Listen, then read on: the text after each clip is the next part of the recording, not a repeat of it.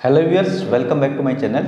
आज हम एनसीईआरटी के क्लास 10th की मैथमेटिक्स का जो एक्सरसाइज 9.1 है उसका क्वेश्चन नंबर 12 करेंगे।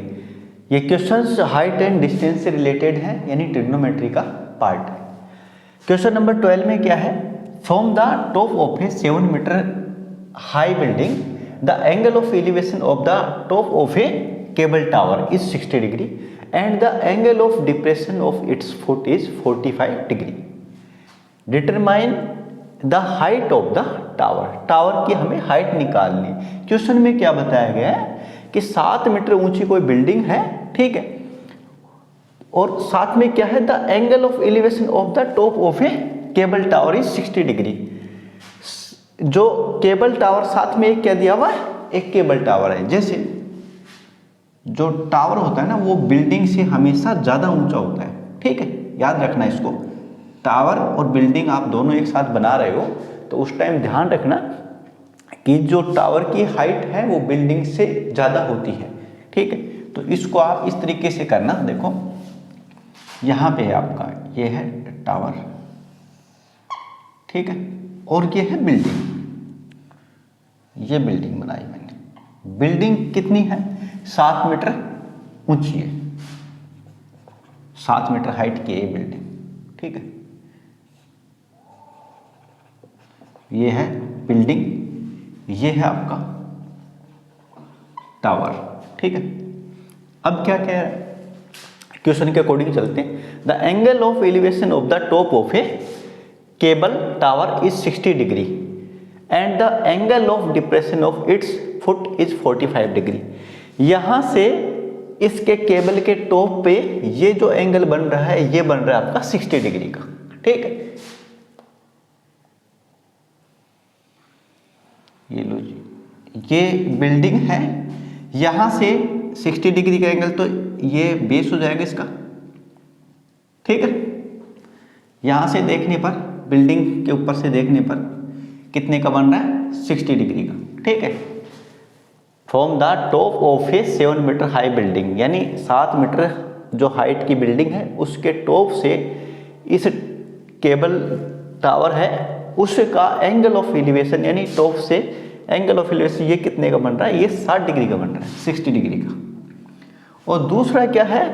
And the angle of depression of its foot, यानी इसके फुट पे, ठीक है, कितने का बन रहा है? 45 डिग्री का। यहां से देखने पर ये लो, ये बन रहा है 45 डिग्री का।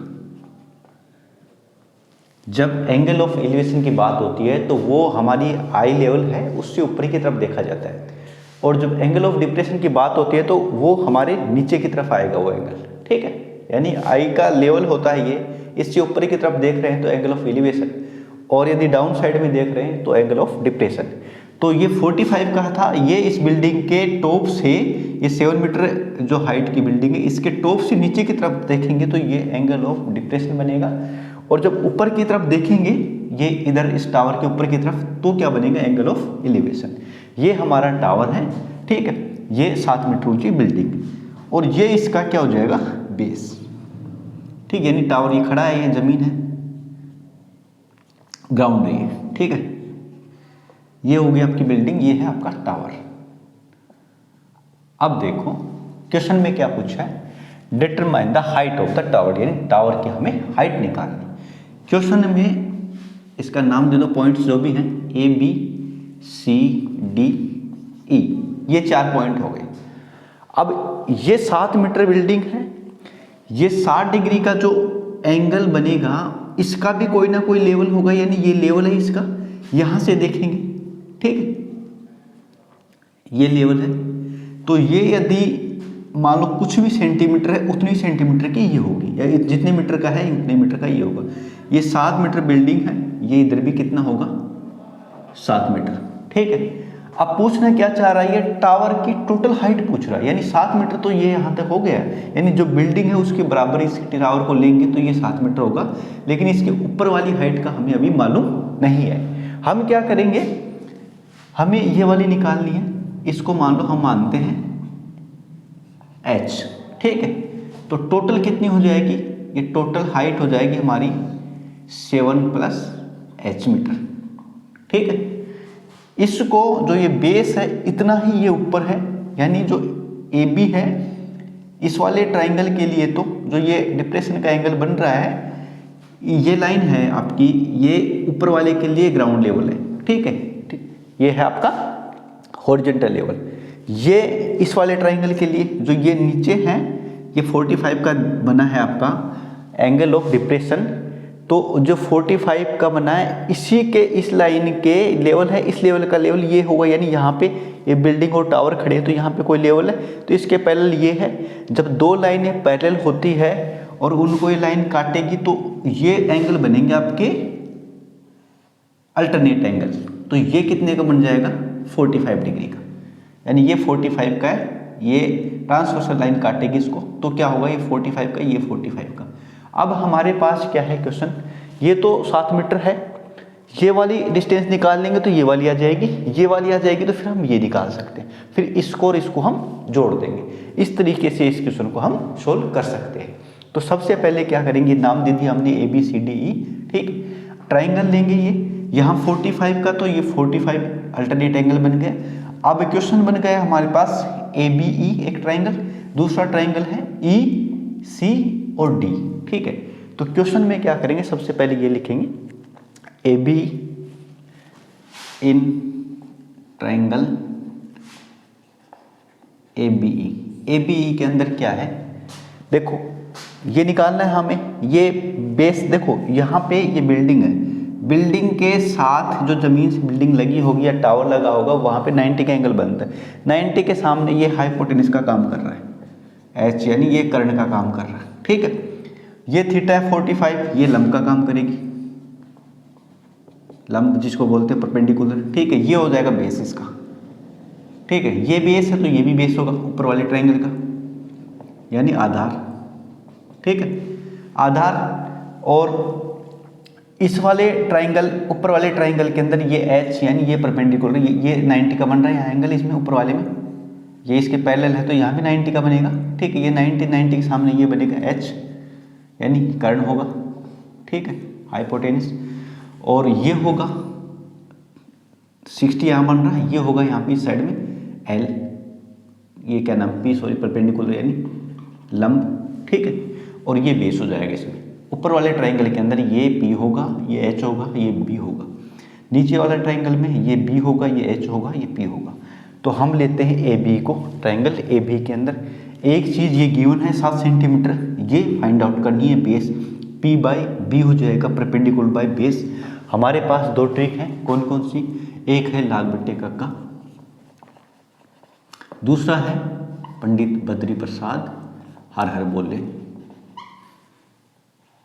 पहला होता है साइन के लिए, दूसरा होता है कोस के लिए, तीसरा होता है टेन के लिए। Cot sec cosec, sine cos tan cot sec cosec. ठीक है, sine cos tan cot sec cosec, sine cos tan cot sec cosec, ये हो गए। तो साइन में क्या है, साइन में होता है लंब बटे कर्ण, दूसरे में आधार बटे कर्ण, लंब बटे आधार, लंब बटे आधार in perpendicular by base, perpendicular by base. ये किसके लिए काम करेगा? ये टेन के लिए काम करेगा। डिग्री कौन सा आएगा? 45, ये 45 डिग्री है, ये टेन के लिए काम करेगा, थीटा की वैल्यू यहाँ पे। ठीक है, तो क्वेश्चन में क्या लिखेंगे? परपेंडिकुलर बाय बेस, जो बी है B by A B, B E by A B perpendicular by base, यानी लंब बटे कर्ण। ठीक है, आगे क्या करना है हमें, क्या बन रहा है यहाँ? Tan perpendicular by base, tan theta. अगली स्टेप में B by A B, tan theta की वैल्यू, टेन थीटा की वैल्यू, थीटा की वैल्यू है 45, यानी 45 डिग्री दिया हुआ। टेन 45 की वैल्यू होती है 1। बी की वैल्यू दे रखी है यहाँ पे, बी 7 सेंटीमीटर 7 मीटर है। ए बी कितना दिया हुआ है? ए बी हमने मान लो ये है आपका x। ठीक है, x माना तो ये भी x ही होगा, ऊपर वाला भी यहाँ से यहाँ तक। ठीक है, पूरा x होगा। x मान लिया। अब tan 45 की वैल्यू 1 होती है तो 1/1 कर सकते हैं हम, क्रॉस मल्टीप्लाई करोगे तो x की वैल्यू आ गई 1 से करोगे इधर 7, यानी x की वैल्यू आ गई हमारे पास 7 मीटर। ये आई है x, यानी यहाँ पे ये आ गई 7 मीटर। ठीक है, ये 7 मीटर होगी आपकी x की वैल्यू 7 मीटर। ठीक है, यानी इसको हम लिख सकते हैं x AB था यहाँ पे, तो AB इक्वल क्या आ गया 7। ठीक है, 7 मीटर।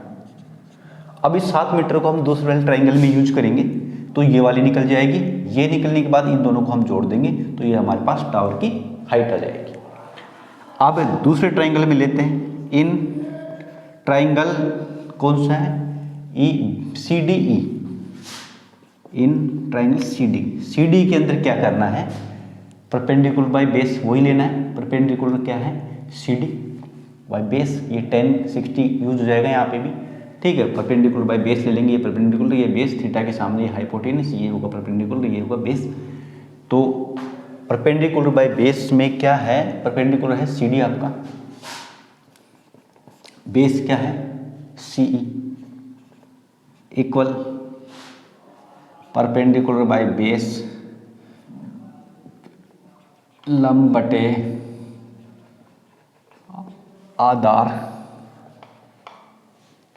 tan थीटा लग रहा है, परपेंडिकुलर बाय बेस लंब बटे आधार tan theta, CD by CE, CD by CE equal tan कितना आ रहा है 60, CD बाय CE लंब बटे आधार, लंब बटे आधार CD कितना दिया हुआ, CD है हमारे पास H, और ये है अभी x आया था 7 मीटर, x की वैल्यू 7, तो ये tan कितना है 60 डिग्री, tan 60 की वैल्यू होती है √3। CD कितना है, CD है हमारा H बाई CE आया है, CE आया AB के इक्वल है, यानी AB equal CE equal 7 metre, तो ये आया हमारा 7। H की वैल्यू हो जाएगी 7√3, क्रॉस मल्टीप्लाई करोगे ना तो ये हो जाएगा 7√3 H की वैल्यू है। तो H की वैल्यू कितनी आई है 7√3, यानी ये वाली यहाँ से यहाँ तक।